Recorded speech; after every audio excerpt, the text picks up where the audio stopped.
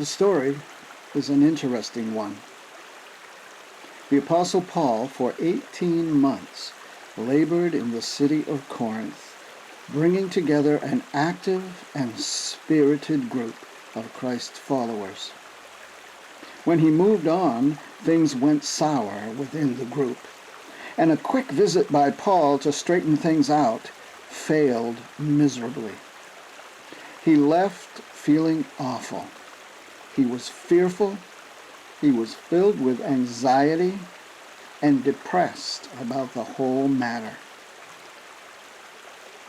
Those who had seemed so close and caring seemed to have changed their minds about him.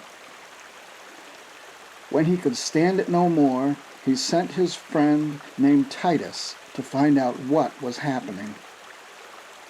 Here's what he relates in a letter back to that group. When we arrived in Macedonia, we couldn't settle down. The fights in the church and the fears in our hearts kept us on pins and needles. We couldn't relax because we didn't know how it would turn out. Then the God who lifts up the downcast lifted our heads and our hearts with the arrival of Titus.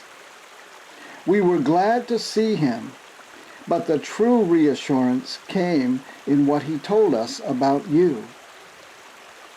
How much you cared, how much you grieved, how concerned you were for me. I went from worry to tranquility in no time. It's a story with a beautiful ending.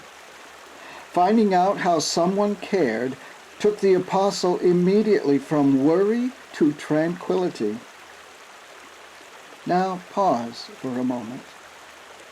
Can you think of anyone who could use a word of assurance? Someone who just might need to be reminded that you care. Take a moment to pass along that word and move that friend from worry to peace. Let's pray.